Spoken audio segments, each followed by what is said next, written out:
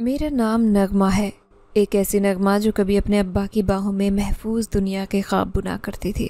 میری عمر صرف 16 برس ہے، مگر یہ 16 سال جیسے صدیوں پر بھاری لگتے ہیں۔ میں نے ابھی کچھ ہی مہینے پہلے میٹرک کے امتحانات پاس کیے تھے۔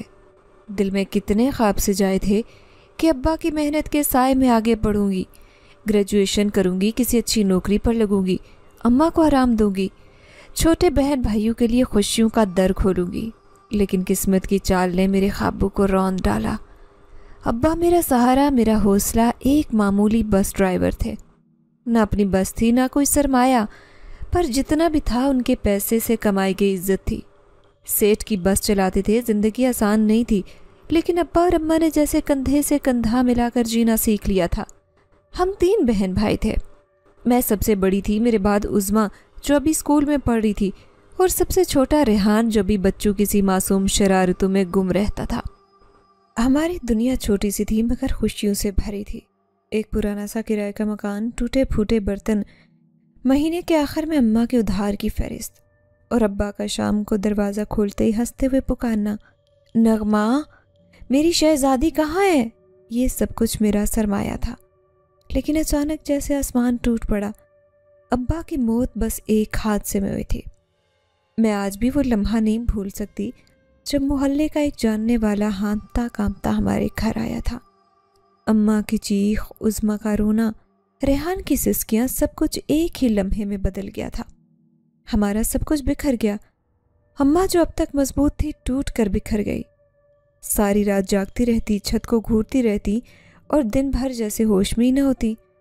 ان کی آنکھوں میں خالی پن آ گیا تھا، ایسا سناٹا کہ دل سن کر دہل جائے۔ ابا کے انتقال کو صرف 2 مہینے ہی گزرے تھے جب غربت کا ظالم چہرہ ہمارے دروازے پر دستک دینے لگا۔ گھر میں راشن ختم ہو چکا تھا، چولہا بجھ گیا تھا۔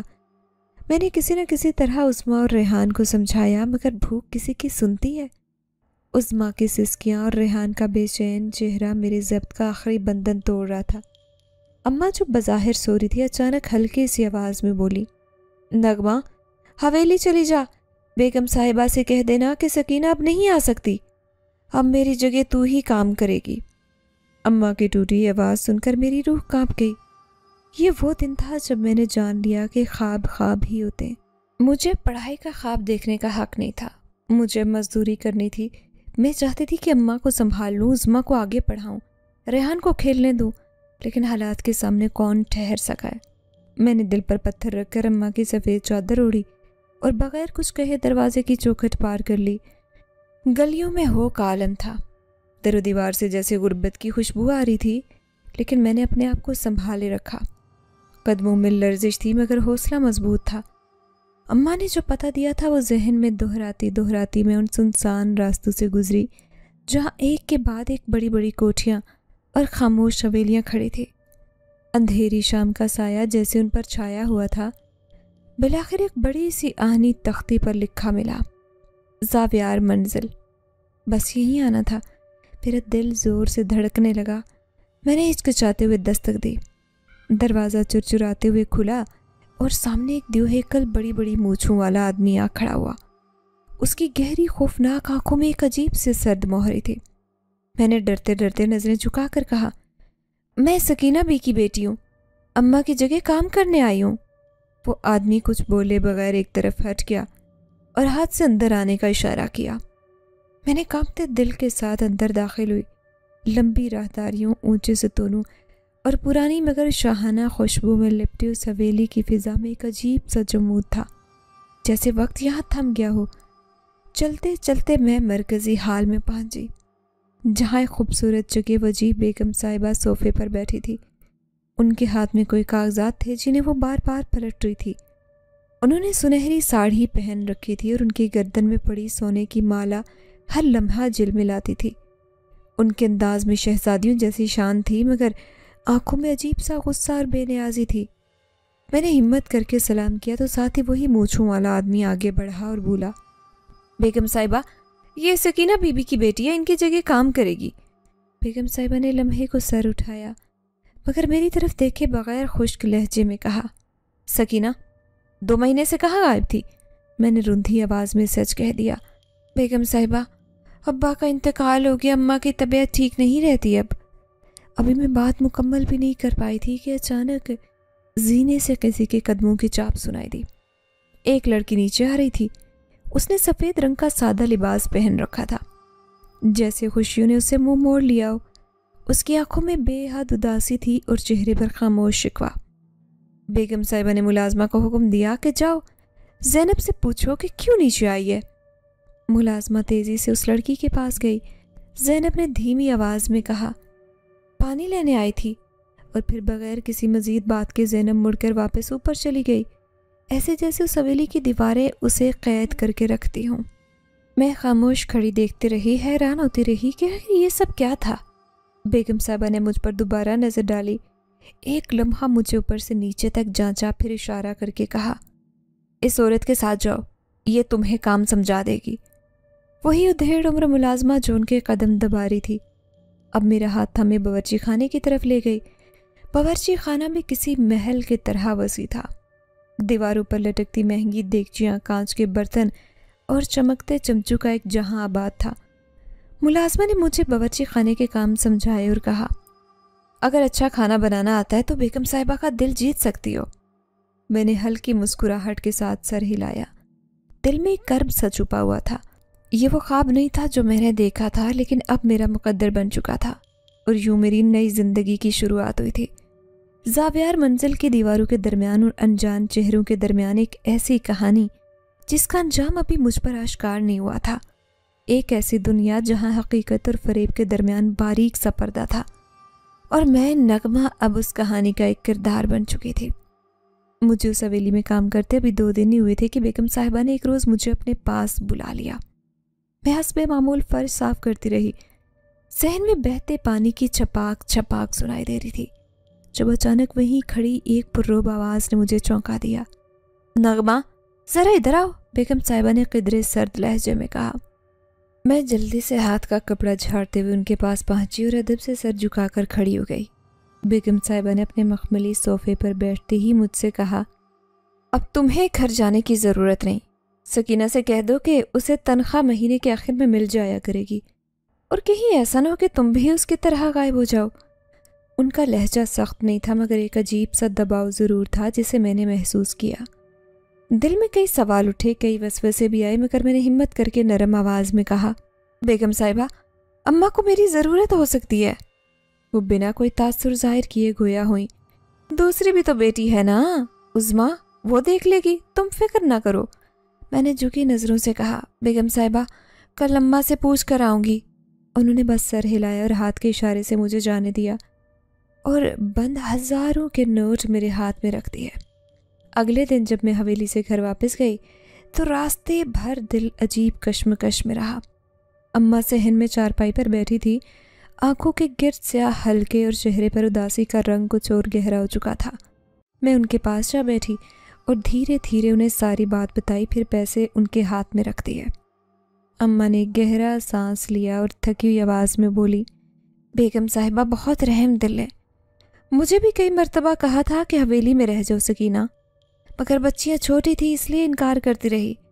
اب تم جوان ہو گئی ہو، عظمیٰ بھی تمہارا ہاتھ بٹا سکتی ہے، تم رک جاؤ، وہاں کوئی خطرہ نہیں ہے، اللہ خیر کرے گا۔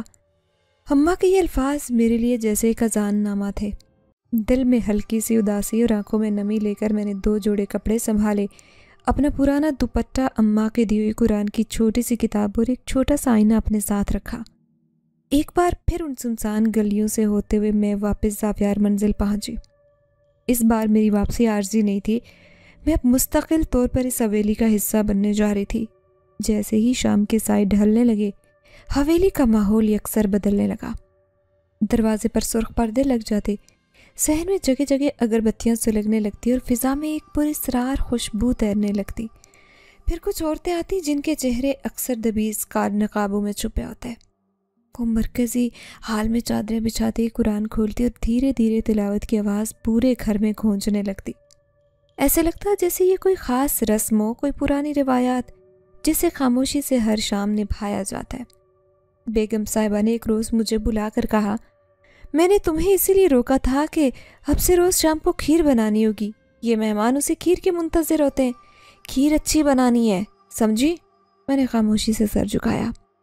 मेरे हाथ खाना पकाने में माहिर थे। गुरबत ने बचपन से हमें सिखा दिया था कि रोटी से लेकर शीरमाल तक सब कुछ खुद ही बनाना पड़ता है। मैंने अगली ही शाम दूध, चावल, चीनी और इलायची के दाने संभाले और चूल्हे के सामने खड़ी होकर खीर पकाने लगी। खीर का मीठा सा भापदार खुशबू जब बावर्ची खाने से निकलकर पूरे घर में फैलने लगी तो मुझे अजीब सा सुकून महसूस हुआ, जैसे मैं भी उस खामोश हवेली की सांसों में शामिल हो गई हूँ। जब खीर तैयार हुई तो बेगम साहिबा के हुक्म पर उस पर दम किया जाता। फिर वही उधेड़ उम्र मुलाजमा जो हमेशा खामोश रहती, जिसका नाम शायद सलमा था, एक साफ सुथरा सफ़ेद रुमाल खीर पर ढांपती और इसे ऊपर वाले जीनों की तरफ ले जाती। उन्हीं जीनों में से मैंने एक दिन ज़ैनब को उतरते देखा।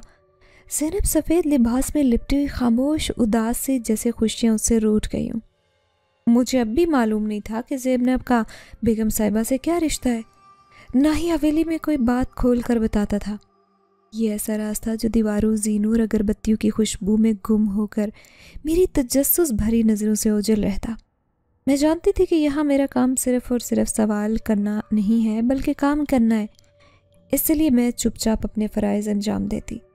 खीर बनाती, फ़र्श धोती, सहन में पानी छिड़कती और जब सब कुछ सिमट कर फारिग होती तो सलमा मुझे सहन के कोने में बने छोटे से सर्वेंट क्वार्टर में जाने का कहती। ये सर्वेंट क्वार्टर बहुत सादा सा था। एक लकड़ी का पलंग, एक छोटी सी अलमारी जिसका रंग उतर चुका था और एक खिड़की जिसके बाहर नीम का दरख्त हल्की हल्की सरसराहट के साथ झूमता रहता था। मैंने अपने कपड़े अलमारी में तय करके रखे और फिर बिस्तर पर लेट गई। छत पर घूमते पुराने पंखे की मध्यम आवाज़ में जाने कितने दुख, कितनी कहानियाँ छुपी थी। मैं छत को तकते तकते सोचती रहती कि ये सब क्या है। ये रोज़ शाम को कुरान खानी क्यों होती है? ये खीर पर दम क्यों किया जाता है? और वो ज़ैनब जो इतनी खामोश और गुमसुम है, आखिर वो कौन है? मगर मैं जानती थी कि यह हवेली अपने राज़ों को आसानी से कभी किसी पर नहीं खोलती। यहाँ हर चीज़ खामोश है, हर सदा दबे कदमों आती है और हर सवाल का जवाब फ़कत एक सर्द हवा का झोंका बनकर रह जाता है। मैंने खुद से वादा किया था कि अब सवाल नहीं करने, बस काम करना है। यही मेरी ज़िंदगी है, यही मेरे ख्वाबों का अंजाम है। और शायद कहीं दूर तकदीर की किसी मोटी सी जंजीर के पीछे कोई और कहानी मेरा इंतज़ार कर रही हो। मुझे यहाँ आए हुए काफ़ी दिन बीत चुके थे, लेकिन ज़ैनब कभी भी मुझे हवेली के सहन या बरामदे में दिखाई नहीं देती थी। वो हमेशा किसी न किसी बहाने ऊपर वाली मंजिल में ही गायब रहती।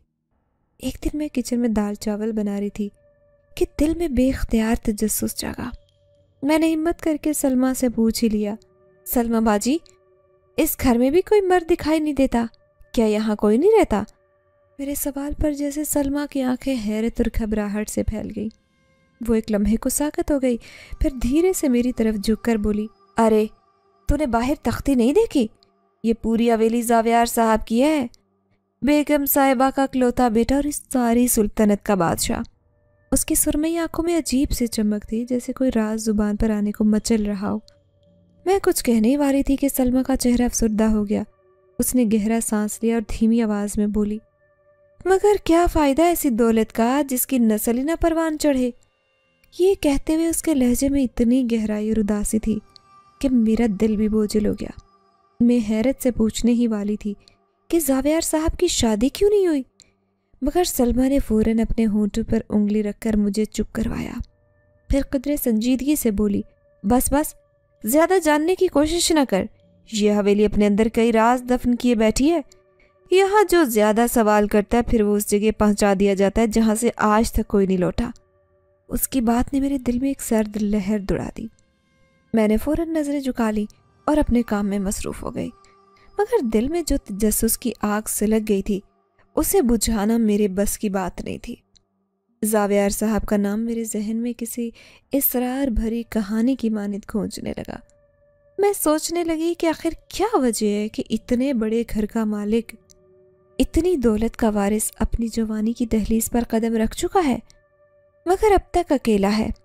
सलमा की बातों से तो अंदाज़ा हो रहा था कि कोई ना कोई दर्दनाक कहानी उस खामोश दीवारों के पीछे छुपी है, कोई ऐसा सच जो दुनिया से छुपाया जा रहा हो।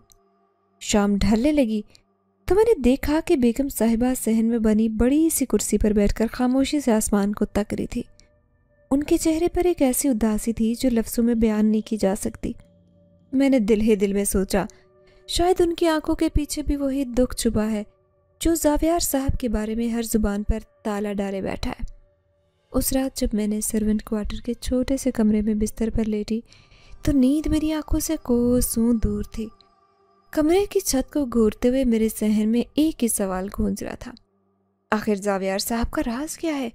ان کے ماضی میں ایسا کیا چھپا ہے کہ بیگم صاحبہ تک ہر بات چھپانے پر مجبور ہیں؟ کیا واقعی کوئی منحوس سایہ ان کی زندگی پر چھایا ہے یا محض یہ پرانی حویلی کی روایتی کہانیاں ہیں؟ میرے دل میں یہ ٹھان گئی تھی کہ چاہے کچھ بھی ہو جائے ایک دن ضرور اس راز تک پہنچوں گی، چاہے اس کے لیے کتنی ہمت کیوں نہ جمع کرنی پڑے۔ اگلے دن جب میں نیند سے جاگی تو حویلی میں ایک عجیب سی ہلچل محسوس ہوئی۔ بیگم صاحبہ باقی ملازمین کو بےتابی سے ہدایات دے رہی تھی۔ ان کی آواز میں خوشی اور بے چینی کا عجیب امتزاج تھا۔ یہ راہداری بالکل پھولوں سے سجی ہونی چاہیے، یہاں کمکموں کی لڑیاں لٹکنی چاہیے، ہر طرف خوشبو بکھری ہونی چاہیے۔ میرا بیٹا اتنے عرصے بعد گھر لوٹ رہا ہے، میں نہیں چاہتی اس کے استقبال میں کوئی کمی رہے۔ بیگم صاحبہ کی آواز میں ایسی ممتا چھلک رہی تھی جسے دیکھ کر میں بے اختیار مسکرا اٹھی۔ سلمہ ہاتھ باندھے ان کے سامنے کھڑی تھی، ہر بات پر جی بیگم صاحبہ کہہ کر یوں سر ہلا رہی تھی جیسے کوئی بہت بڑی ذمہ داری کا بوجھ اپنے نازک کندھوں پر اٹھا رہی ہو۔ میں حیران پریشان سے دبے قدموں حویلی میں داخل ہوئی۔ ماحول کچھ اس قدر سنجیدہ اور پرجوش تھا کہ کسی سے سوال کرنے کی ہمت نہ ہوئی۔ سلمہ کی نصیحت یاد آ گئی، نغمہ اپنے کام سے کام رکھنا۔ چپ چاپ میں نے اپنی جھکی نظریں زمین پر جمائے سارا فرش شیشے کی طرح چمکا دیا۔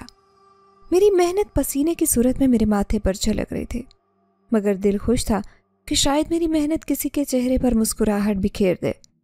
تبھی بیگم صاحبہ تیزی سے اندر داخل ہوئی اور بلند آواز میں بولی، ارے نغمہ جلدی سے کھیر تیار کرو، وہ بھی بادام پستہ اور اخروٹ ڈال کر۔ میرے زاویار کو ڈرائی فروٹس بہت پسند ہے، اور ہاں زردہ بھی بنانا مت بھولنا۔ ان کے لبوں سے زاویار صاحب کا نام نکلا تو جانے کیوں میرے دل میں ہلکی سی لہر سے دوڑ گئی۔ میں نے ان کا چہرہ دیکھا جو ماں کی محبت اور فخر سے دھمک رہا تھا، اور دل میں سوچا کہ یقیناً زاویار صاحب بھی حسن اور وقار میں اپنی ماں کے عکس ہوں گے۔ میں نے جلدی سے باورچی خانے میں بھاگنا چاہا اور پوری جان سے میٹھے پکوان بنانے میں مصروف ہو گئی۔ ہاتھوں میں تیزی، دل میں خوشی اور ذہن میں زاویار صاحب کی ہلکی سی ادھوری تصویر۔ 3 گھنٹے میں نے سب کچھ بنا دیا، بنا تھمے باورچی خانے میں نے گزارے۔ کام مکمل ہوا تو سلمہ قریب آ کر کہنے لگی، ارے نگوڑی اب تم بھی جلدی سے تیار ہو جاؤ، صاحب آتی ہوں گے، ان کی نظروں میں صاف ستھرے ملازم ہی اچھے لگتے ہیں۔ یہ سن کر میں جھٹپٹ کمرے میں بھاگی، لیکن جب کمرے میں پہنچی تو اپنی پرانی بوسیدہ جگہ جگہ پیوند لگی قمیض دیکھی تو دل بیٹھ گیا، ایک عجیب سی اداسی آنکھوں میں تیر گئی۔ تبھی سلمہ میرے پیچھے آئی اور مسکراتے ہوئے خوبصورت سرخ فراق پلنگ پر پھینکا، یہ لے نغمہ، بیگم صاحبہ نے بھیجا ہے، پہن لے۔ میری آنکھیں خوشی سے چھلک پڑی، وہ فراق دیکھ کر تو میری سانسیں رک گئیں۔ ہلکے ہلکے ہیرے اس پر چمک رہے تھے جیسے تارو بھرا آسمان میرے قدموں میں بچھ گیا ہو۔ جلدی نہا کر میں نے وہ فراق پہنی، لمبے گھنگریالے بال کھلے چھوڑ دیے اور بس دوپٹہ ہلکے انداز میں گلے میں ڈال لیا۔ آئینے میں خود کو دیکھا تو حیران رہ گئی۔ میری نیلی آنکھیں جیسے کسی گہرے سمندر کی کہانی سناتی تھی۔ دودھ جیسی سفید رنگت میں شرم اور معصومیت کی چمک جھلک رہی تھی۔ یقیناً قدرت نے مجھے حسن عطا کیا تھا، مگر غربت نے اسے ہمیشہ چھپا کر رکھا۔ آج پہلی بار لگا جیسے میں خود کو پہچان رہی ہوں۔ ابھی خیالوں میں کھوئی تھی کہ سلمہ کی آواز نے چونکا دیا، نغمہ بھاگ جلدی، پھولوں کی تھالی لے کر حویلی میں جا۔ میں جلدی سے پھولوں کی تھالی تھام کر دوڑی۔ جیسے ہی راہداری میں پہنچی میرا پیر پھسل گیا، دل دہل گیا، لیکن زمین سے ٹکرانے سے پہلے کسی مضبوط ہاتھوں نے مجھے سنبھال لیا۔ میری سانسیں رک گئی، آنکھیں بند تھی۔ ہلکی سی ہمت کر کے آنکھیں کھولی تو سامنے ایک شاندار مردانہ چہرہ تھا، لمبا قد، چوڑی چھاتی، ہلکی سی داڑھی جو اس کے چہرے کو مزید پرکشش بنا رہی تھی۔ اس کی آنکھیں خدا کی قسم جیسے کوئی راز چھپا ہو ان میں، وہ مجھے یوں دیکھ رہا تھا جیسے صدیوں سے دیکھنے کا منتظر ہو۔ اس کے ہونٹوں پر ہلکی مسکراہٹ ابھری اور اس نے سرگوشی میں کہا، بہت خوبصورت ہے تم۔ میری روح کانپ اٹھی، دل نے دھڑکنا بھلا دیا، میرے گال شرم سے دہک گئے۔ میں فوراً خود کو اس کی باہوں سے الگ کر کے باورچی خانے کی طرف بھاگی۔ میرے بال کمر پر لہراتے ہوئے میرے تیز قدموں کا ساتھ دے رہے تھے، لیکن پشت پر اس کی نگاہوں کی حدت کو میں پوری شدت سے محسوس کر رہی تھی۔ باورچی خانے میں پہنچ کر میں نے اپنا سینہ تھام لیا اور بے ترتیب سانسوں کو سنبھالنے کی کوشش کرنے لگی۔ یہ کیا ہو گیا نغمہ؟ ہوش میں آؤ، یہ تمہاری اوقات نہیں۔ میں خود سے سرگوشی کر رہی تھی جب بیگم صاحبہ کی آواز گونجی، یہاں کیا کھڑی ہو نغمہ؟ جلدی سے کھانے کی میز سجا دو۔ میں نے جلدی سے ساری ڈشز میز پر ترتیب سے سجا دی۔ کمرہ خوشبو سے مہکنے لگا۔ خود ایک کونے میں سر جھکائے دوپٹہ سر پر لیے کھڑی ہو گئی۔ تھوڑی دیر بعد زینب بھی نیچے آ گئی۔ اس نے بھی سر پر دوپٹہ لیا۔ اس کی آنکھوں میں عجیب سی خوشی چمک رہی تھی۔ بیگم صاحبہ، زینب اور زاویار صاحب نے ایک ساتھ بیٹھ کر کھانا کھایا۔ ہر نوالے کے بعد زاویار صاحب کی زبان سے تعریف سن کر میرے دل میں پھول کھلنے لگے۔ کھانا لاجواب ہے، کھیر جنت کا ذائقہ رکھتی ہے، زردہ تو جیسے دل کی مٹھاس بن گیا ہو۔ میں دبے دبے قدموں سے باورچی خانے میں کھڑی سنتی رہی۔ پہلی بار کسی نے میری محنت کو سراہا تھا۔ پہلی بار لگا کہ میری زندگی کی محنت رنگ لائی ہے۔ اور سب سے بڑھ کر زاویار صاحب کا وہ لمحے کا لمس، ان کی وہ نظر جیسے میرے وجود پر مہر ثبت کر گئی ہو۔ زاویار صاحب کی نظر میں شاید میرے لیے کوئی خاص مقام بنتا جا رہا تھا، لیکن میں ان کے دل کے بھیدوں سے بے خبر، بس اپنے کام سے کام رکھے ہوئے تھی۔ میرا دن صبح سویرے باورچی خانے کی صفائی سے شروع ہوتا، پھر حویلی کے دالانوں لمبی راہداری میں جھاڑ پوچھا کرتی، اور کبھی کبھار سلمہ کہتی تو زاویار صاحب کے کمرے کی صفائی کا حکم بھی میرے حصے میں آتا۔ شروع میں تو میرے ہاتھ کانپنے لگتے تھے جب سلمہ مجھے کہتی، نغمہ جا ذرا اوپر جا کر زاویار صاحب کا کمرہ صاف کرا۔ مجھے یوں لگتا جیسے میں کسی ایسی جگہ جا رہی ہوں جہاں میرا جانا منع ہے، مگر دل ہی دل میں چاہتی تھی کہ مجھے ان کے قریب ہونے کا بہانہ ملے، کوئی مجھے جس میں چند لمحے ان کے وجود کے سائے میں گزار سکوں۔ زاویار صاحب کا کمرہ اوپر ایک بڑی سی بالکونے والے حصے میں تھا، جہاں جانے کے لیے پرانی لکڑی کی سیڑھیاں چڑھنی پڑتی تھیں۔ سیڑھیاں چڑھتے ہوئے دل کی دھڑکن تیز ہو جاتی، ہر قدم پر لکڑی کی چرچراہٹ سنائی دیتی، جیسے خود سیڑھیاں بھی جانتی ہوں کہ میں کتنی تذبذب کے ساتھ اوپر جا رہی ہوں۔ دروازہ ہمیشہ نیم واہ رہتا اور میں آہستہ آہستہ قدم رکھ کر اندر جاتی۔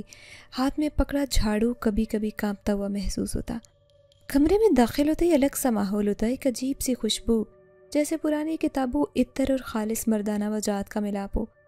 سامنے دیوار پر بڑی بڑی کتابوں کی الماریاں، میز پر کھلے صفوں والے نوٹ بکس، اور ایک طرف بڑی سی کھڑکی جس سے صبح کی نرم دھوپ اندر آتی، کمرے کو سنہری رنگ میں رنگ دیتی تھی۔ میں سر جھکائے چپ چاپ اپنا کام کرتی، جھاڑو مارتی، الماریاں صاف کرتی، آخر میں ان کی بیڈ شیٹ کو درست کرتی۔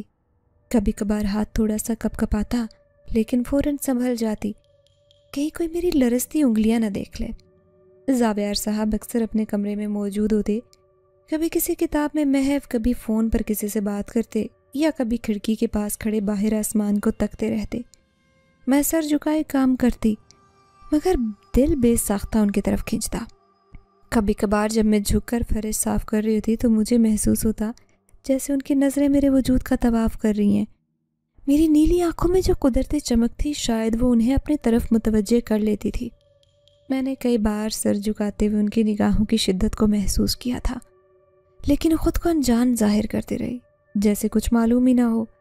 اکثر ایسا ہوتا کہ جب میں صفائی مکمل کر کے دروازے کی طرف بڑھتی، تبھی ان کی آواز آ جاتی، نغمہ چائے لا سکتی ہو؟ ان کی آواز میں عجیب سی نرمی ہوتی، جیسے یہ محض چائے مانگنے کی بات نہ ہو، بلکہ مجھے کچھ پل اور اپنے پاس روکنے کا بہانہ ہو۔ میں اس بات میں سر ہلا کر نیچے آتی، دل میں عجیب اضطراب لیے چائے بنانے لگتی۔ ہاتھ کبھی کپ کپاتے، کبھی کانچ کے کپ ٹھنڈے پڑتے، ہاتھوں میں لرزنے لگتے۔ چائے کا کپ لے کر دوبارہ سیڑھیاں چڑھتی، ہر قدم پر دل کی دھڑکن تیز ہو جاتی۔ کبھی کبھی ان کی آنکھیں میرے چہرے پر یوں جم جاتی جیسے کسی نایاب خزانے کو دیکھ رہی ہوں۔ میں کپ تھامتے ہوئے کانپتے ہاتھوں سے ان کے قریب جاتی اور دبے قدموں چائے کی میز پر رکھ کر پلٹتی، لیکن دل چاہتا کہ کوئی معجزہ ہو، میں رک جاؤں اور وہ مجھے کہہ دے، کوئی ایسی بات جو میری نیلی آنکھوں میں بسی اداسی کو چھو لے۔ زاویار صاحب کا انداز بہت مہذب اور شائستہ تھا۔ وہ کبھی کوئی نامناسب حرکت نہیں کرتے تھے، بس نظریں تھیں جو بے قابو ہو جاتی، نظریں جو کئی بار مجھے سنبھلنے نہیں دیتی تھی۔ میں جانتی تھی کہ میں بس ملازمہ تھی، ایک غریب خاندان کی بیٹی، جس کی حیثیت ان کے سامنے ریت کے ذرے سے بھی کم تھی، لیکن دل کا کیا کروں؟ وہ تو اپنی دنیا میں ان کی خود و خال نقش کر چکا تھا۔ ان کی باتوں کا انداز، ان کا مسکرانا، ان کا چائے لیتے وقت شکریہ نغمہ کہنا، سب کچھ دل میں ایک میٹھی سی کسک چھوڑ جاتا۔ یوں آہستہ آہستہ میرے کمرے میں جانا، چائے دینا، صفائی کرنا معمول بن گیا، اور شاید زاویار صاحب کے لیے بھی میرا آنا جانا کچھ معمولی بات نہیں رہی تھی۔ اکثر جب میں کمرے میں داخل ہوتی تو انہیں اپنے کام میں مصروف پاتی، لیکن جیسے ہی میری موجودگی کا احساس ہوتا ان کی گردن ہلکی سی اٹھتی اور نظریں بے اختیار میرا طواف کرنے لگتی۔ ان کی خاموش محبت بھری نظروں میں ایک بے نام سا سوال چھپا ہوتا جس کا جواب میں خود اپنے دل میں ڈھونڈتی رہتی تھی، لیکن میں اس حقیقت سے بے خبر تھی کہ یہ محبت بھری نظروں کے پیچھے ایک بہت بڑی حقیقت چھپی ہے، ایک راز جو شاید میری دنیا کو اکثر بدل دینے والا تھا۔ وہ رات معمول سے ہٹ کر عجیب سی تھی۔ حویلی کے بڑے بڑے درختوں کی شاخیں کھڑکیوں سے ٹکرا رہی تھی اور پورے گھر میں ہو کا عالم تھا۔ میں اپنے چھوٹے سے کمرے میں بیٹھی ہلکی روشنی میں کپڑوں پر استری کر رہی تھی کہ اچانک اوپر سے مدھم مگر غصے میں ڈوبی آواز آنے لگی۔ زاویار صاحب کی آواز پہچاننے میں دیر نہ لگی، مگر ان کا انداز آج کچھ مختلف تھا۔ ان کی آواز میں وہ وقار، وہ ٹھنڈک نہیں تھی جس کی میں عادی ہو چکی تھی۔ یہ آواز کرخت، دھمکی آمیز اور کسی گہرے راز کی غمازی کر رہی تھی۔ دل بے اختیار دھڑکنے لگا۔ استری بجلی سے بند کر کے میں دبے قدموں سیڑھیاں چڑھنے لگی۔ ہر قدم کے ساتھ دل کی دھڑکن تیز ہوتی گئی۔ اوپر پہنچ کر میں دیوار کے ساتھ دبک کر کھڑی ہو گئی اور کمرے کے نیم واہ دروازے سے جو کچھ سننے لگی اس نے میری روح تک کو ہلا کر رکھ دیا۔ میں بار بار کہہ چکا ہوں وقت ختم ہو رہا ہے، ہم مزید انتظار ممکن نہیں۔ زاویار صاحب کی آواز میں غصہ تھا، بے قراری تھی۔ بابا، مجھے وارث چاہیے، ایسا وارث جو میرے بعد اس سلطنت کو سنبھال سکے۔ وہ کسی اندیکھی ہستی سے بات کر رہے تھے، ان کے الفاظ تیر بن کر میرے دل میں پیوست ہو رہے تھے۔ یہ انسانوں کی دنیا میری قید ہے، میں جنات کا شہنشاہ ہوں، میرا ہر فیصلہ، ہر خواہش قانون بن جاتی ہے، لیکن انہوں نے ہلکی سی سانس کھینچی جیسے خود پر قابو پانے کی کوشش کر رہے ہوں۔ لیکن میں نغمہ کو کوئی نقصان نہیں پہنچانا چاہتا، وہ میری ہے، دل سے روح سے، میری دنیا کی شہزادی۔ یہ سنتے ہی میرے پیروں تلے زمین نکل گئی۔ جنات کا بادشاہ، وارث، نغمہ، کیا میں سننے میں غلطی کر رہی تھی یا پھر واقعی میری دنیا ایک پل میں بدلنے والی تھی؟ میرے ہاتھ پسینے سے بھیگنے لگے۔ زاویار صاحب کا لہجہ اب ذرا دھیمے انداز میں ہو گیا، جیسے کسی گہری سوچ میں ڈوب گئے ہوں۔ میں چاہتا ہوں کہ نغمانہ خود اپنے دل سے میرا انتخاب کرے، جبر کے ساتھ نہیں، زبردستی نہیں، وہ اپنی مرضی سے میری زندگی کا حصہ بنے، لیکن وقت کم ہے، سلطنت کی طاقتیں بکھر رہی ہیں، دشمن متحرک ہیں۔ اگر وارث نہ آیا تو میرا تخت خالی ہو جائے گا اور میرے دشمن میری دنیا تباہ کر دیں گے۔ وہ خاموش ہو گئے۔ کمرے میں ایک بھاری خاموشی چھا گئی، جیسے سب کچھ لمحے بھر کو رک گیا ہو۔ میری آنکھوں سے آنسو بہنے لگے۔ میں نے ہمیشہ زاویار صاحب کو ایک شفیق، مہذب انسان سمجھا تھا۔ ان کی نرم نظریں، ان کی خاموش محبت، ان کا احترام، سب کچھ اصلی لگا تھا۔ لیکن اب یہ حقیقت کہ وہ انسان ہی نہیں، ایک جنات کا شہنشاہ ہے، میرے وجود کو توڑنے لگی۔ کیا میرا دل غلط تھا؟ کیا جس محبت کو میں نے اپنی روح میں بسایا تھا وہ ایک خوفناک تقدیر کا پیش خیمہ تھی؟ دل چاہتا تھا کہ فوراً وہاں سے بھاگوں، سب کچھ چھوڑ کر کہیں دور نکل جاؤں، لیکن قدم جیسے زمین سے چپک گئے، آنکھوں سے آنسو بہتے رہے اور دل میں انجانی ڈور مجھے وہیں روکے رکھی تھی۔ شاید محبت کا رشتہ، شاید تقدیر کی زنجیر، یا شاید وہ ان کے وعدے جو زاویار صاحب کی خاموش نظروں نے مجھ سے کیے تھے۔ کمرے کے اندر سے دوبارہ ان کی آواز آئی، اس بار نہایت دھیمی لیکن واضح۔ میں اسے مجبور نہیں کروں گا، اگر وہ میری نہیں بننا چاہتی تو میں اپنی بادشاہی چھوڑ دوں گا، مگر اس کی رضا کے بغیر کچھ نہیں ہوگا۔ یہ سن کر میرا دل پھٹنے کو آیا۔ ان کی محبت کی سچائی ان کی حقیقت کی ہولناکی کے بیچ میں پھنس گئی تھی۔ میں نے دھیرے سے بھیگی آنکھیں پونچھی اور سیڑھیوں کی طرف واپس پلٹنے لگی، لیکن ہر قدم کے ساتھ ایسے لگتا جیسے میرے اندر ایک جنگ چھڑ گئی ہو۔ ایک طرف زاویار صاحب کی بے لوث محبت، دوسری طرف ان کی غیر انسانی حقیقت، اور درمیان میں تھی، ایک عام سے نغمہ جس کی قسمت اچانک اتنی عظیم اور اتنی خوفناک بن گئی تھی۔ میں سیڑھی اتر کر اپنے کمرے میں آ گئی، مگر دل جیسے ابھی بھی اوپر زاویار صاحب کی آوازوں میں اٹکا ہوا تھا۔ رات بھر کروٹیں بدلتی رہی، نیند کوسوں دور تھی۔ جب صبح کا ہلکا اجالا کمرے میں پھیلنے لگا تو میں نے فیصلہ کیا کہ اب خاموشی ممکن نہیں، مجھے زاویار صاحب سے بات کرنی ہوگی۔ جو کچھ سنا تھا وہ سچ ہے یا میرا وہم؟ میں مزید ادھورے خوف میں جینا ممکن نہیں تھا۔ ہمت کر کے دوپٹہ درست کرتی دھڑکتے دل سے ان کے کمرے کی طرف بڑھی۔ دروازہ نیم وا تھا، میں نے اندر جھانکا۔ صاحب کھڑکی کے پاس کھڑے دور افق کو تک رہے تھے۔ ان کی پشت دیکھ کر بھی مجھے اندازہ ہو گیا تھا کہ وہ بھی رات بھر جاگے۔ صاحب، میری آواز بہت مدھم نکلی، جیسے خود میری اپنی سماعت نے بھی اسے مشکل سے سنا ہو۔ انہوں نے آہستہ سے پلٹ کر میری طرف دیکھا۔ ان کی نیلی آنکھوں میں ایسی تھکن اور دکھ تھا جو الفاظ سے بیان ممکن نہیں تھا۔ وہ چند لمحے مجھے خاموشی سے دیکھتے رہے، پھر دھیرے سے چلتے میرے قریب آئے۔ نغمہ، ان کی آواز میں عجیب سا سکون اور تکلیف کھلی تھی۔ اب وقت آ گیا کہ تمہیں سب کچھ بتاؤں۔ میرا دل بے قابو ہو کر دھڑکنے لگا۔ میں نے بمشکل لرزتی آواز کو سنبھالا۔ کیا بتانا چاہتے ہیں آپ؟ انہوں نے گہری سانس لی اور ایک لمحہ سوچنے کے بعد کہا، نغمہ، تمہاری آنکھیں، تمہاری نیلی آنکھیں، وہ کوئی عام آنکھیں نہیں ہیں، یہ قدرت کی طرف سے خاص نشان ہے۔ ان کی آواز آہستہ آہستہ بوجھل ہوتی جا رہی تھی۔ میری سلطنت، میرے وجود کی بقا ایک وارث پر منحصر ہے، لیکن ہر انسان وارث نہیں بن سکتا، صرف وہ جس کی آنکھیں نیلے رنگ کی ہوں، بالکل میری آنکھوں جیسی، خالص نیلے، بغیر کسی ملاوٹ کے۔ یہ رنگ ایک مقدس علامت ہے۔ میری آنکھیں پھٹی کی پھٹی رہ گئیں۔ میرے دماغ میں ایک ہنگامہ برپا ہو گیا۔ کیا وہ واقعی سنجیدہ تھے یا میں کوئی بیان خواب دیکھ رہی تھی؟ میں انسان نہیں ہوں، یہ بات سچ ہے، مگر نغمہ، انہوں نے نرمی سے کہا، جیسے کسی پھول کو چھونے سے ڈر رہے ہوں، میں جنات کی دنیا کا بادشاہ ہوں۔ میں نے تمہیں اپنی زندگی میں نہ صرف اپنی محبت کے لیے چنا، بلکہ اپنی سلطنت کے وارث کے لیے بھی اب تم ہی ہو جو میرا وارث پیدا کر سکتی ہو، کیونکہ آج سے پہلے مجھے کسی کے لیے بھی دل میں یہ جذبات نہیں جاگے تھے جو تمہیں دیکھ کر محسوس ہوں۔ میرے پیروں تلے سے زمین کھسکنے لگی، میرے کانوں میں عجیب سی سنسناہٹ ہونے لگی۔ یہ سب کچھ سن کر میرا دل چاہتا کہ میں بھاگ جاؤں، دور، بہت دور، لیکن میری ٹانگیں جیسے مفلوج ہو چکی تھی۔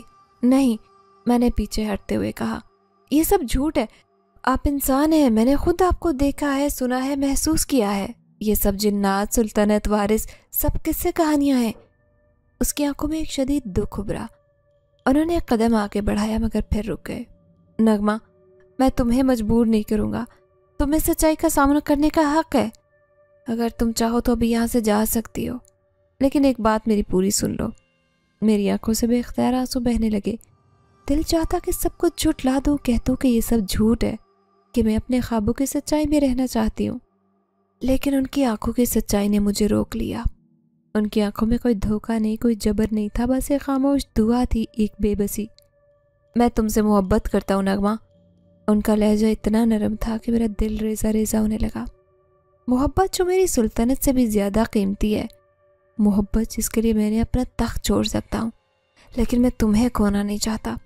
میں چاہتا ہوں تم میرے ساتھ ہو، اپنی مرضی سے، اپنے دل سے۔ میں بے اختیار دل پر ہاتھ رکھ کر پیچھے ہٹی۔ میرے اندر ایک خوف اور محبت کی کشمکش جاری تھی۔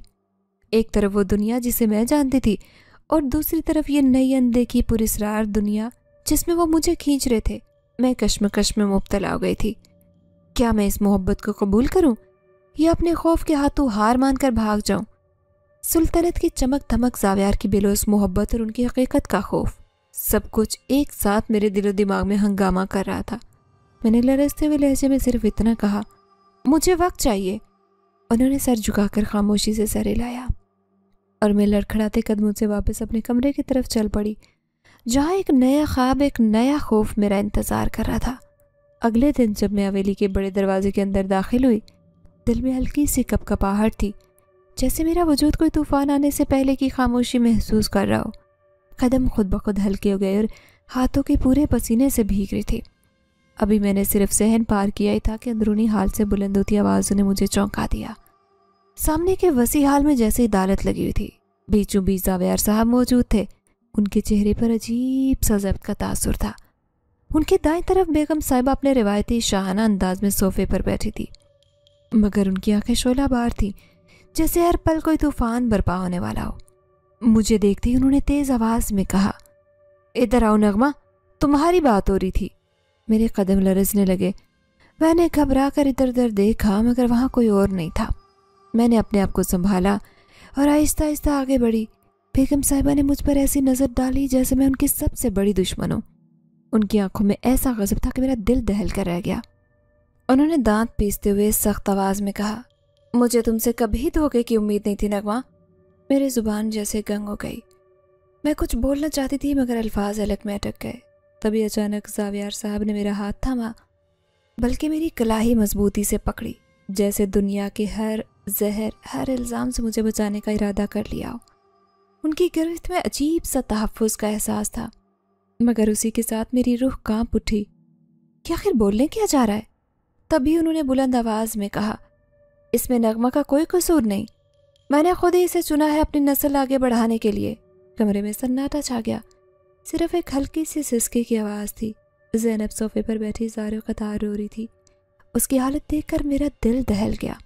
زینب کی آنکھوں میں بہتے آنسو، اس کے لرزتے ہاتھ سب مجھے بتا رہے تھے کہ معاملہ کتنا گمبھیر ہے۔ میں سمجھنے سے قاصر تھی کہ یہ سب کیا ہو رہا تھا۔ میں بے ساختہ روتے ہوئے بیگم صاحبہ کی طرف بڑھی اور ہاتھ جوڑ کر کہا، بیگم صاحبہ خدا کے واسطے میرا یقین کرے، میرا کوئی قصور نہیں، میں نے نہ کوئی سازش کی، نہ کسی پر نظر اٹھائی، مجھے معاف کر دیں۔ مگر بیگم صاحبہ تو گویا آگ بگولا ہو رہی تھی، ان کی آنکھوں میں جیسے شعلے نکل رہے تھے۔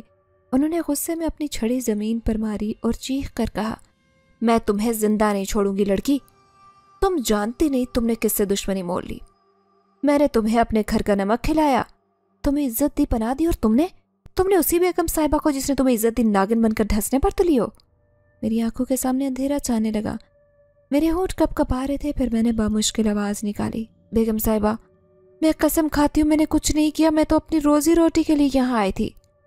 لیکن بیگم صاحبہ میری بات سننے کے لیے تیار نہیں تھی، ان کی چیختی آوازیں پورے حال میں گونج رہی تھی۔ تم جانتی ہو تم نے کیا کیا ہے؟ تم نے عشق رچایا ہے، میرے بیٹے سے عشق، میرے خون کے ساتھ غداری کی تم نے۔ میں زمین میں گرتی جا رہی تھی، شرم، خوف اور بے بسی میرے چاروں طرف حاوی ہو رہی تھی۔ تبھی زاویار صاحب کی آواز ابھری، پوری سنجیدگی اور فیصلہ کن لہجے میں نغمانہ سے نکاح کروں گا آج ہی، اور یہ میری سلطنت کا وارث پیدا کرے گی۔ میرے جسم میں جھٹکا سا لگا، میں نے حیرت اور خوف کے ملے جلے تاثرات کے ساتھ انہیں دیکھا۔ کیا واقعی یہ سب حقیقت ہے؟ بیگم صاحبہ نے خونخوار نظروں سے ان کی طرف دیکھا اور گرائی، ابھی صبر کرو، زینب ابھی زندہ ہے، میری اکلوتی بھانجی، تم دوسری شادی اتنی آسانی سے نہیں کر سکتے۔ یہ سن کر میرے 14 طبق روشن ہو گئے، میری سانس رکنے لگی۔ زینب بیوی تھی ان کی، تو پھر یہ راز اب تک راز کیوں رہا تھا؟ کیوں مجھے اس کا علم نہیں ہونے دیا گیا؟ ایک زبردست طوفان میرے اندر اٹھنے لگا، ہر چیز جیسے بکھرتے جا رہی تھی، میرا وجود، میرا بھروسہ، میرا خواب، سب کچھ۔ تبھی زاویار صاحب بیگم صاحبہ کی طرف دیکھتے ہوئے گویا ہوئے، ان کی آواز میں ایسی گہرائی اور شدت تھی کہ کمرہ کانپ گیا۔ 8 سال کا طویل عرصہ بیت چکا ہے ماں، میں نے ان سالوں میں 8 جنگیں لڑی ہیں اور اللہ کے کرم سے ہر بار سرخرو ہوا ہوں، لیکن میرے دل میں خوف گر کر گیا ہے کہ اگر اگلی جنگ میں ہار گیا تو کیا ہوگا؟ اگر میں فنا ہو گیا تو میرے نام کا وارث کون ہوگا؟ کون میرا نام زندہ رکھے گا؟ زاویار صاحب کی بات سنتے ہی زینب کا چہرہ یکدم زرد پڑ گیا، وہ ایک دم صوفے سے اٹھے، آنکھوں میں آنسو لیے اوپر کی جانب بھاگی، جیسے اس ماحول میں اس کے لیے سانس لینا مشکل ہو چکا ہو۔ بیگم صاحبہ کا چہرہ غصے سے سرخ ہو گیا، ان کی پیشانی کی نسیں تن گئی، آنکھوں میں ایسی دہکتی آگ تھی کہ لگتا تھا ابھی سب کچھ راکھ کر دیں گی۔ مگر زاویار صاحب اپنی بات پر اڑے رہے، وہ کہنے لگے، ماں میں زینب سے نا امید ہو چکا ہوں، آپ جانتی ہیں کہ ہماری شادی میری مرضی کے خلاف زبردستی کروائی گئی تھی، میں نے صبر کیا، برداشت کیا، لیکن اب مزید وقت ضائع نہیں کر سکتا۔ زینب میرے وارث کو دنیا میں لانے کی صلاحیت نہیں رکھتی، اب میں اسے آزاد کرنا چاہتا ہوں تاکہ اپنی زندگی اپنے طریقے سے جی سکے۔ میرے لیے یہ سب سننا قیامت سے کم نہیں تھا، میرے دل کی دھڑکنیں بے ترتیب ہو رہی تھی، کچھ سمجھ نہیں آ رہا تھا کہ میرا قصور کیا تھا۔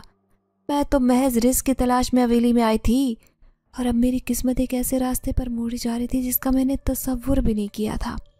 زاویار صاحب نے میری طرف دیکھا، ان کی آنکھوں میں عجیب سا سکون اور یقین تھا۔ وہ نرمی سے بولے، نغمہ تمہیں کسی چیز سے ڈرنے کی ضرورت نہیں، اب تم میری امانت ہو، تم اپنے کمرے میں چلی جاؤ، شام تک سب کچھ طے ہو جائے گا۔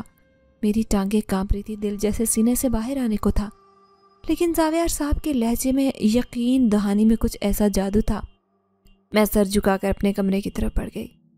دن کا ہر لمحہ بوجھل تھا اور شام جیسے صدیوں بعد آئی ہو۔ شام ڈھلنے لگی تو سلمہ جو ہمیشہ خاموش مزاج اور وفادار ملازمہ تھی میرے کمرے میں آئی۔ اس کے ہاتھ میں سرخ رنگ کا بھاری کامدار جوڑا تھا اور ایک خوبصورت زیورات کا سیٹ۔ اس نے بنا کوئی لفظ کیے میرے بیڈ پر رکھا اور خاموشی سے چلی گئی۔ میں جیسے خود بخود چل کر آئینے کے سامنے کھڑی ہوئی، میرے ہاتھ کپ کپا رہے تھے، دل رو رہا تھا، لیکن میں نے خود کو سنبھالا۔ سرخ لباس پہنا، بھاری زیورات پہنے، آئینے میں خود کو دیکھا، ایک نئی دلہن جس کی آنکھوں میں خوف بھی تھا، اداسی بھی، اور کہیں نہ کہیں نامعلوم سی امید بھی۔ میں نے اپنے دل کو سمجھایا کہ اب جو ہو چکا ہے اسے قبول کرنا ہوگا، میری قسمت کے فیصلے شاید مجھ سے کہیں بڑے تھے۔ اس وقت میرے دل میں ایک ہی سوچ تھی کہ میں نے یہ فیصلہ اپنے گھر والوں کے لیے کیا تھا۔ میری ماں، میرے چھوٹے بہن بھائی جو غربت کی چکی میں پس رہے تھے، جن کی معصوم خواہشات بھی ادھوری رہ جاتی تھی، ان کے چہروں پر خوشیاں دیکھنے کے لیے میں نے خود کو قربان کرنے کا فیصلہ کیا۔ سوچا تھا کہ اگر میں امیر کبیر گھر کی بہو بن جاؤں گی تو میرے گھر والوں کی زندگی آسان ہو جائے گی، انہیں وہ سہولتیں ملیں گی جن کے وہ ہمیشہ خواب دیکھتے آئے تھے۔ میرے ہاتھ میں ہاتھ ڈالنے والا چاہے کوئی بھی ہو، میں نے دل میں یہ قربانی قبول کر لی تھی۔ رات کے وقت جب قاضی صاحب آئے، کمرے میں بیگم صاحبہ کی سخت نظریں، زینب کی نم آنکھیں اور سلمہ کی خاموشی گواہ تھی۔ زاویار صاحب نے میرا ہاتھ تھاما۔ چند بولوں کے بعد میں زاویار صاحب کی زوجہ بن گئی۔ میرے لیے یہ خواب تھا یا شاید ایک حقیقت جسے میں ماننے پر مجبور تھی۔ رات گئے میں زاویار صاحب کے کمرے میں ان کے سامنے بیٹھی تھی۔ وہ میرے قریب آئے، ان کی مہربان آنکھوں میں محبت اور افسوس کی آمیزش تھی۔ انہوں نے نرمی سے میرے آنسو صاف کیے اور میرا چہرہ اپنے ہاتھوں سے تھام کر کہا، میں جانتا ہوں نغمہ، تم پر یہ سب کچھ بہت اچانک ٹوٹا ہے، لیکن میں وعدہ کرتا ہوں تم پر کبھی کوئی آنچ نہیں آنے دوں گا۔ تم میرے لیے محض ضرورت نہیں، میری زندگی ہو۔ میں نے آنسو بھری آواز میں پوچھا، آپ نے مجھ سے یہ بات کیوں چھپائی کہ آپ پہلے سے شادی شدہ ہیں؟ زینب آپ کی بیوی ہے۔ زاویار صاحب کا چہرہ ایک لمحے کو سخت ہوا، پھر نرمی میں ڈھل گیا۔ میری اور زینب کی شادی زبردستی ہوئی تھی نغمہ۔ میری ماں نے خاندان کے مفاد میں رشتہ طے کیا، میں نے صبر کیا، خواہشات کا گلا گھونٹا، لیکن قدرت کو کچھ اور منظور تھا۔ زینب مجھ سے کبھی دل سے نہیں جڑی اور ہماری شادی سے اولاد نہیں ہوئی۔ میں نے برسوں انتظار کیا، برداشت کیا، لیکن اب وقت کے تقاضے اور میرے خاندان کی ضرورت نے مجھے مجبور کیا۔ تم وہ روشنی ہو جس نے میرے اندھیرے کو امید دی۔ وہ مزید کہنے لگا، نغمہ، میں ایک جن زادی کا خون ہوں، میری رگوں میں بادشاہوں کا خون دوڑتا ہے، لیکن میری ماں ایک انسان ہے اور تم بھی انسان ہو۔ میں وعدہ کرتا ہوں کہ تمہیں کبھی نقصان نہیں پہنچے گا۔ تم ہمیشہ انسانوں کے درمیان انسان بن کر عزت اور محبت سے جیو گی۔ تمہیں ہر وہ خوشی مہیا کی جائے گی جس کی تم نے کبھی تمنا کی ہو۔ ان کے الفاظ میرے دل میں اترتے گئے۔ شاید میں جانتی تھی کہ راستہ کٹھن ہے، لیکن دل کے کسی کونے میں ننھی سی امید نے بھی جنم لیا کہ شاید یہ محبت قربانی ایک دن میرے لیے خوشیوں کا سامان لائے۔ محض 3 ماہ کے اندر زاویار صاحب کو اچانک بلاوا آ گیا۔ وہ دنیا جس سے ان کا اصل تعلق تھا، جنات کی دنیا، ان کے والد کی دنیا، انہیں پکارنے لگی۔ میں نے ان کی آنکھوں میں بے پناہ افسردگی دیکھی۔ وہ میرے پاس سے جانا نہیں چاہتے تھے، ہر پل مجھے اپنی باہوں میں چھپا کر رکھتے، جیسے وقت کو روک لینا چاہتے ہوں۔ بار بار کہتے، تم میری پہلی اور آخری محبت ہو، تمہیں چھوڑ جانا میری مجبوری ہے، ورنہ میرا دل تمہارے پاس قید ہے۔ میں اس وقت ان کی محبت کو شدت سے اپنے وجود میں اترتا محسوس کر رہی تھی۔ میرا دل بار بار دھڑک کر انہیں روکنے کی کوشش کرتا، لیکن جانتی تھی کہ کچھ فیصلے تقدیر کی مہر سے ہوتے ہیں، انہیں بدلنا ممکن نہیں۔ ان دنوں میں حاملہ تھی۔ بیگم صاحبہ نے میرا بے حد خیال رکھا۔ انہوں نے مجھے محض رسم کے طور پر نہیں بلکہ دل سے بہو تسلیم کر لیا تھا۔ ہر چھوٹے بڑے معاملے میں میری رائے لی جاتی، مجھے عزت اور محبت دی جاتی۔ ان کے انداز میں ایک ماں جیسی شفقت تھی جو میری ہر ضرورت کو بغیر کہے سمجھ جاتی۔ ان کے رویے نے میری ادھوری محبت کی تڑپ کو کسی حد تک سہارا دیا تھا۔ زینب، وہ ابھی بھی خاموش سی ایک کنارے بیٹھی رہتی، نہ خوشی کا اظہار کرتی نہ غم کا، لیکن میں اس کی آنکھوں میں چھپی اداسی کو محسوس کر لیتی تھی۔ اس گھر میں وہ ایک خاموش سایہ بن چکی تھی، بجھی بجھی سی رہتی، جیسے کسی انکہی کمی کا شکار ہو۔ میں اس کے دکھ کو سمجھ سکتی تھی، اس لیے ہمیشہ کوشش کرتی کہ ان کے سامنے اپنے جذبات کا زیادہ اظہار نہ کروں۔ شاید اسی خاموش رواداری مجھے وہ ایک خاموش رشتہ دے رہی تھی، ایک ایسا رشتہ جس میں بولے بغیر سب کچھ کہا جاتا۔ جب میری کھود بھرائی کی رسم ہوئی، میں نے خود کو ایک شہزادی کی طرح محسوس کیا، گلابی اور سنہری رنگوں میں ڈوبی ہوئی، مہکتی خوشبو میں لپٹی۔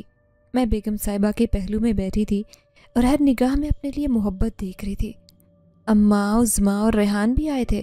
اماں کی آنکھوں میں آنسو تھے، خوشی کے آنسو کہ ان کی بیٹی عزت اور محبت کی چادر میں لپٹی راج کر رہی تھی۔ ریحان بار بار میرے پاس آ کر سرگوشی کرتا، باجی اب تم نے ہمیں بھلا تو نہیں دیا؟ اور میں ہنستے ہوئے ان کا ماتھا چوم لیتی۔ یہ وہ لمحے تھے جن کے خواب ہم نے کبھی غربت کی اندھیری راتوں میں دیکھے تھے۔ وقت یوں ہی خاموشی سے اپنے پر پھیلائے اڑتا رہا۔ 1 سال بعد اللہ تعالیٰ نے 2 خوبصورت جڑواں بیٹے عطا کیے۔ جب میں نے ان ننھے وجودوں کو اپنی باہوں میں تھاما تو میرے دل نے خوشی سے سجدہ کیا۔ ایسے لگا جیسے دنیا کی ہر خوشی، ہر دعا، ہر پل میں پوری ہو گئی ہو۔ اپنی خوشی، میں نے ایک ایسا فیصلہ کیا تھا اپنی خوشی میں جو میرے دل سے نکلا۔ میں نے ایک بیٹا زینب کی جھولی میں ڈالا۔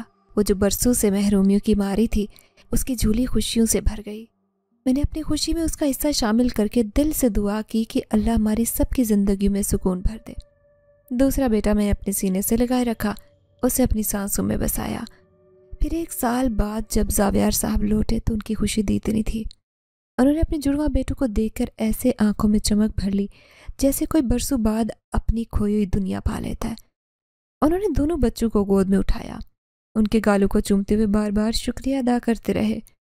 اس لمحے مجھے لگا کہ میری قربانیاں، میری محبت سب رنگ لے آئی ہے۔ یوں ہمارا گھر خوشیوں کا گہوارہ بن گیا۔ ہنسی، مسکراہٹیں، محبتیں اور رحمت ہر سو بکھر گئی۔ میں اکثر راتوں کو جا کر رب کا شکر ادا کرتی تھی کہ اس نے مجھے اتنی بڑی نعمتوں سے نوازا، وہ نعمتیں جن کے خواب ہم نے ہمیشہ ٹوٹی چٹائی پر نم آنکھوں کے ساتھ دیکھے تھے۔